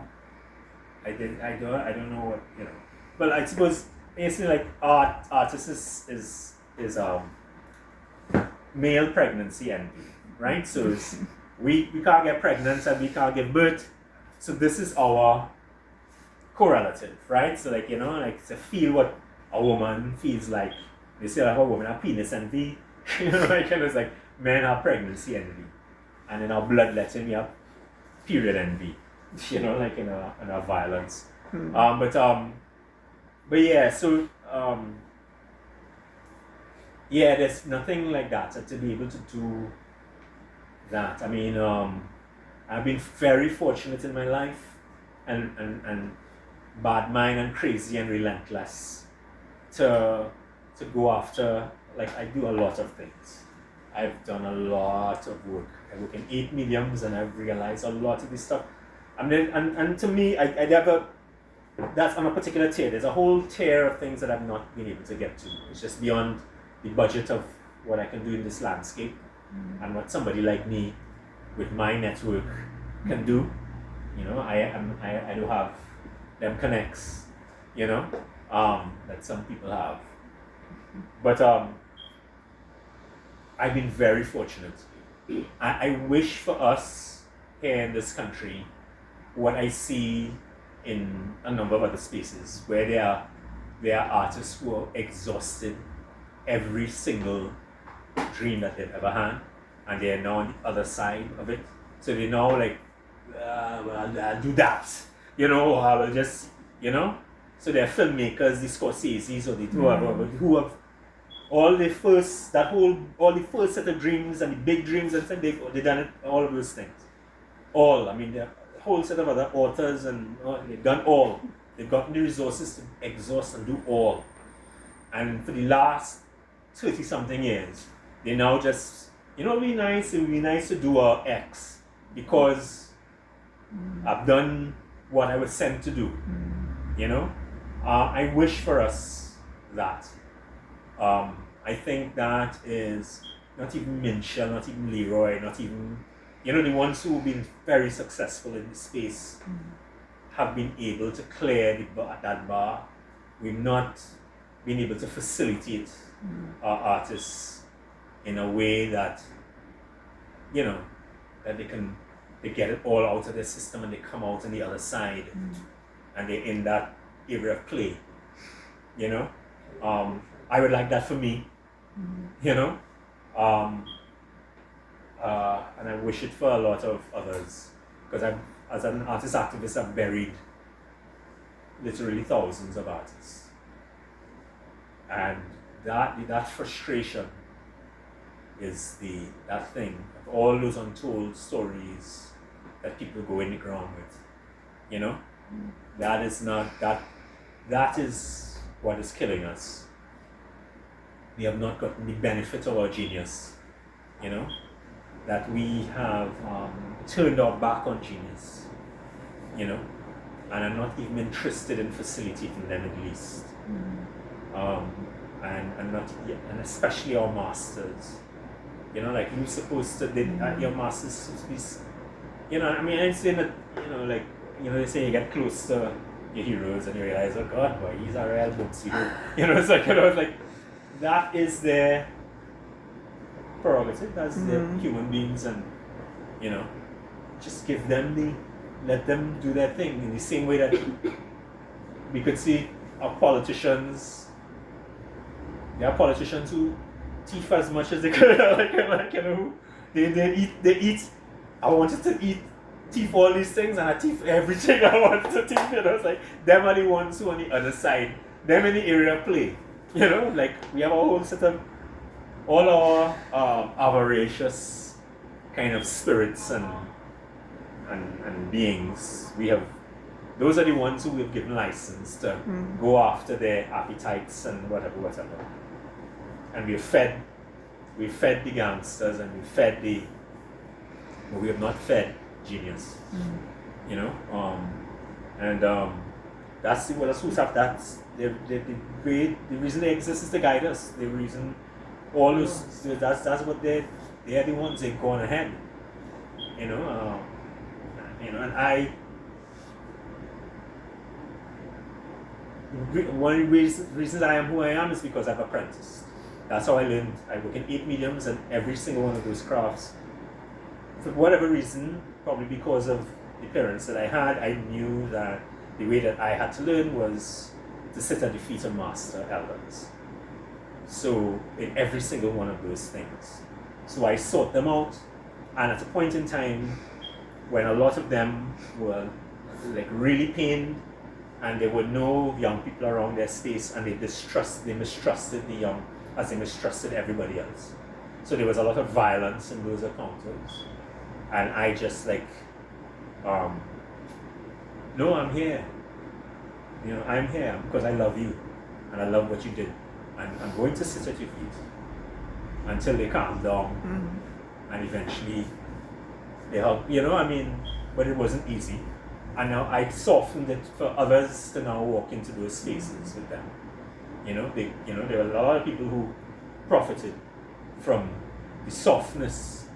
You know, when me and Michael Sherry met Albert Laveau, Albert didn't want no young people around him, and especially nobody says like, you know, we went and we because we treat this thing seriously. We went in every library, looking down all in this before the net.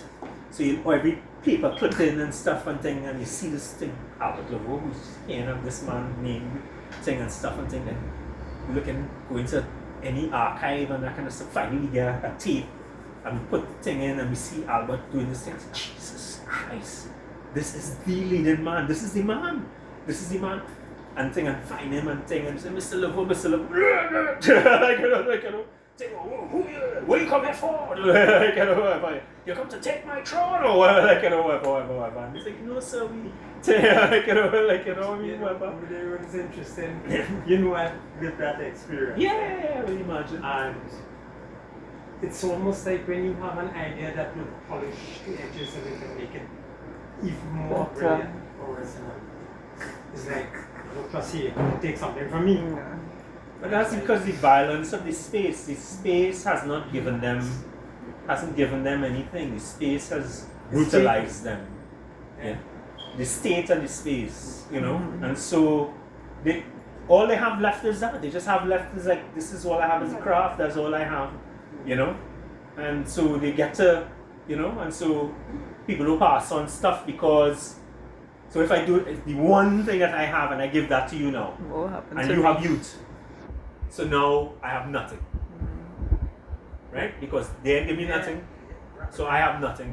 Rahul had said something that said to me a long time ago when I was just finished doing the tech for one of his pieces, and he said what's so important is that we must continue in spite of it to create images of ourselves so that we can see ourselves and know who we are. If we don't do that, we come. Okay? And it's made it so much more difficult for people like yourself, who's coming through there and running into this war consistently. I mean, again, I was fortunate because I was stubborn, and you know, for whatever reason, my skin thick, and so none of those things bothered me. I just stayed, and then you realize this youth is not leaving. You're not leaving. You know, and eventually, like, well, yeah, well, drink something as you're here now. Like, and then eventually be talking, and next time I'm their partner, and the apprenticeship begins. You know, and I was there at the time when the Grand Masters were all alive. So, you know, from the Andre Tankers and the Horace Obeys and the Tony Halls I was able to sit at all their feet. You know, I mean, I was Right, because I worked with all of them. Yeah, you know. And it's only when it was finished I started to realize how kind of people I worked with, the things they went through, and my contribution. That's the realization that I came to, that they were doing the work, but I made a contribution to it. So Steve is lighting designer and Stage manager and all that I created stuff. all kinds of props. With theatre workshop, especially with wall cut and stuff in the foundation spaces. Yeah. Pantin, Minch, Pat Bishop, Repertory Dance Theatre, I'm on the board of now. I mean, I worked with dance and theatre, mass, and it's all little pieces that we leave out or we forget, and we leave them rough on the edges. We say, listen, if you want to get the attention, you've got to really finish the work. And that's what the young people have to start learning. Yeah. But if we don't do it, then they don't see it. So then guess what? Yes, that thing about, so, you know, the young is, the first thing is, so they don't understand process, right? Because I was talking before about why I do this, why I'm doing this national bookstore reading tours, the importance of bookstores. I still believe that you can't belie the process when you have this in your hands, right? It's like, wow, okay, this is, right? It's harder to run from the work, you know? So process that, you know, like somebody had to thing and all of that. When on the screen, you just press the thing and pling and it's there, and, you know? So it's to get us to a space, we continue to need spaces that are process-oriented spaces and stuff. But also the thing about completion, the refinement of that thing, you know, knowing when the painting is finished, and knowing when the book or the drawing, you know, like you know, it's like no,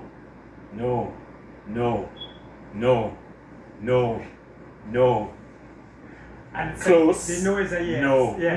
no. You're almost there. No, actually, no, you're not. You know, like no, yes. And it's those 1,000 no's to get to that one yes. That is what it is.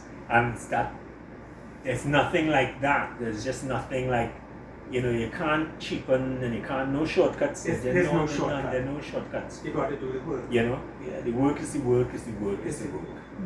And I was privileged. Alison had created something for me to do a workshop in one of these schools about lighting, and it was I did something that really opened up some of the young people's eyes, and that was really when I realized I have a lot of work to do. It's one of those epiphanies, and the weird thing about it was I put a chair on the stage, and I got, I think it was Michael Cherry, right. to stand up and say something, and the light came up on the chair, but he was in the dark. And when the light went off and he stopped speaking, it opened back up and he was sitting in the chair. And it's about showing them the power to move where I get you to look, or how I could move you using light to listen, not see. And those are the little things that we're missing. There's lots of creative writers, and there's so much work out there. And there's no avenue to just put it out there, let's play with it, let's kick it around like a can on the floor and see what happens. I long for, I think that the next adventure in the activism and stuff is real estate, right? The acquisition of real estate.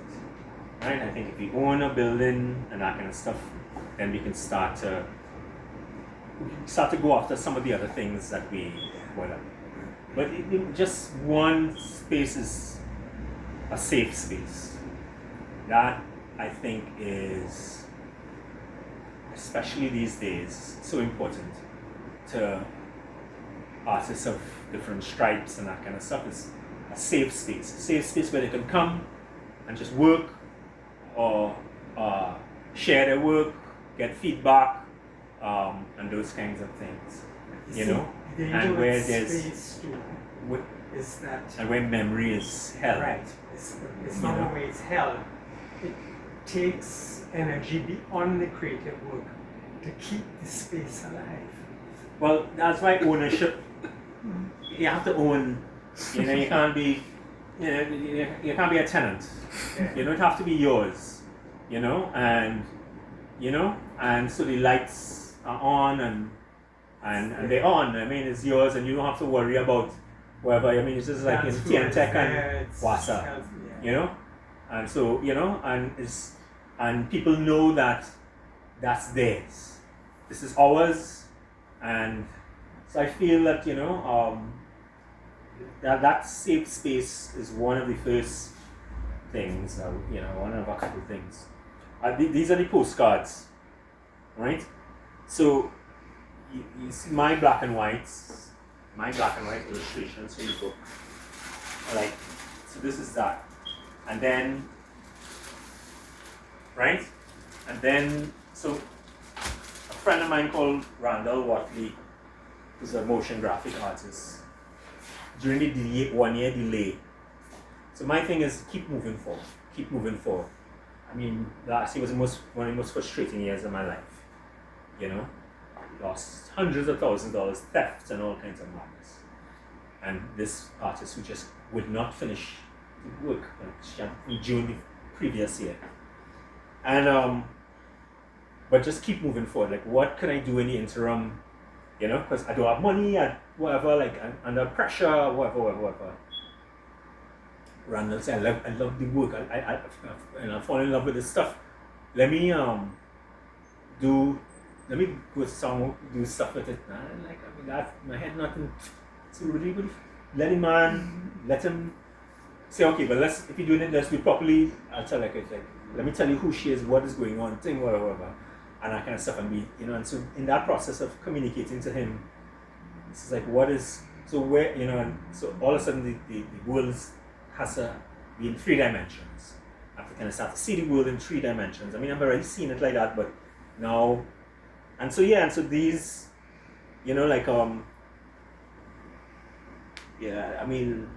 which is again me being able to see, to flesh out, and to realize this stuff with collaborators. It's always about collaborators, because a lot of those things in the dialogue, especially in the first book, is the actors. It's them picong and thing. It's their stuff. I'm sure if I do another edition of the book, you're gonna have a longer list of picong and stuff, because it's like when they the things that they just come up with and stuff, and we'd be rolling on the ground before we could go on. So dragon.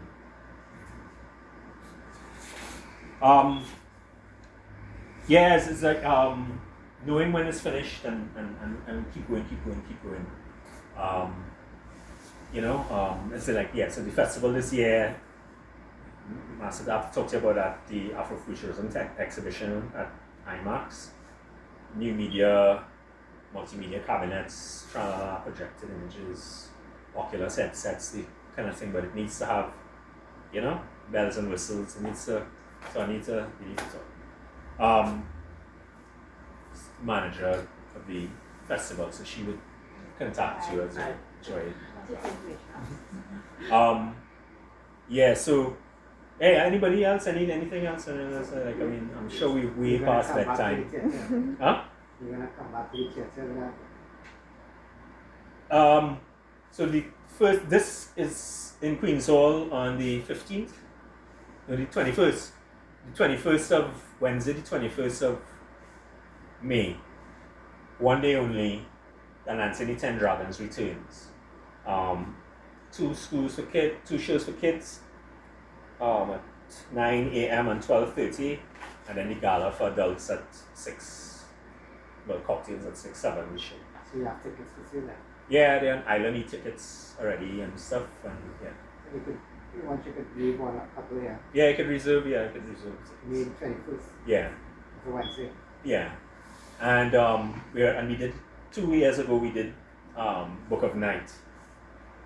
The third book, I don't know how to realize that as a theatrical show, because even when I was writing this, it's like, if you write this, you might not be able to do this as theatre, right?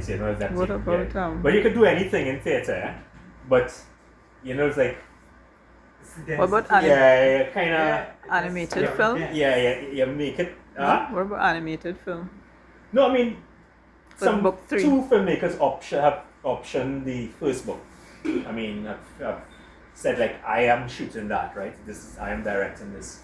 It's a guy, a local award-winning filmmaker, and then a guy who, as soon as he graduated from Howard Film School, he came and said, "This is my film," and I think, I said, "Well, you're kind of 2 years late, too late, but you could work with," like, and stuff. But it's still that's $1.6 million at the lowest possible incarnation of it. That's $1.6 million to realize that. But 3 million to 4 million if you wanna, but $1.6 million because we are mass men. You don't we want could, the funding to compress it into a facsimile of what you're. Yeah, no. Well, we wouldn't accept that. It have to go all the places it could go. But with as mass men, we know how to get magic out of out of stuff. But you don't. Like, sometimes you want the comfort of just going after the thing without having to ratch. It's like I could build it and it would and that kind of stuff, but They forget where we started in this station. Yeah. Right. So. So I mean, we know how to do those things. I remember talking to Charlie when was Minshaw's chief engineer and King and Queen maker at one point in time. And Charlie say, if the costume costs more than $20,000, you're doing something wrong. That was his thing. He says, like, from the time it's like, if we can't do it with this, like, you know what I mean? If we can't build it like that, then, and you see that a lot of the early Minch costumes are, it's the idea that's extravagant. It's extravagant. It's not it's no 3 million set up whatever. It's just this simple artifice of the idea, So that was Charlie thing. He said, $20,000. He said, from the 20,001, nah, something wrong. Like, let me see what wrong. So from operating from that headspace, but at the same time, film is film. Yeah. So I say, I know we way past the bedtime. Anybody else? Any other questions? Any other? Just want to give you a big up. You caused me to do a manuscript or a rough or child's book. For which? A Child's book book. Excellent. that started out the stories that I was telling my daughter. Right. And when I spoke to you and said that you need to make a book out of that, I actually sat down. Brilliant. I ain't ready yet. No, but if you need any kind of help, advice, anything and stuff, I'm terrified. That's brilliant. That's excellent. And it's the concept Asta of book, it was to take. the Asta I took book a is toad also and Toad ended up going around the place purely by accident right. and highlighted our heroes. Stumbling into the oval by chance and writing on that same day how we ended up there and the journey of us believing in us Right. that we could do. Beautiful. Good stuff. Yeah, I know. I mean, that's the thing. Keep going is what I say. Yeah, no. I mean, the thing is that again, I say I wouldn't exist if it wasn't for that religion. I mean, and that kind of stuff. And I'm sure if you go into the backstories, and I know now some of the backstories of what was going on in their life at the time when they do that. But all you know is this genius piece of work. It's like I was close to death when I do that. I mean, I was on my last. I was about to give up. And think I was gonna take my life, or all kind of different stories. All you know is that song saved my life. Or this thing, or whatever. And thing is like, yeah. When I was finished university, the Stanka bring me home. Yeah. Forward home. Yeah. That brought me back. Yeah, and it's out of people's grief and all these other kinds of things that they made these things and Jazz. and but keep going. It's just keep you just keep going. And you have to. Who am I? Like this thing standing up there in blue skin with a mask cleanse, or this girl standing up almost in a doorway, this 8-arm girl in a blue tunic. Who the hell is that? Or her on a stage, and thing, and the lights going down and surrounded by bats with crowns. And who am I to turn away and tell God, I know where you sending all that for? It's like, I mean, it's like, nothing better to do than to send me things. It's like, I just call it the by the way moment. You know what I mean? You take a glance and you, whoa. Yeah, it's like, that, send that for you. I mean, that's your duty, that's your duty. Yeah, That's a really nice way of putting it. Just send that for you. Yeah, no, I mean, they send that for you. I mean, it's like nobody didn't send it for nobody else, they send that for you. That's you to do. And so, that's what it is. And so, come to the other readings, because I'm not going to read the same things. I can read different ones at different times from the books. And, so I'm going to encourage people to come out, That's in our real memory. In this school, Yeah. We do school tour. So primary and secondary. Yeah. Everybody.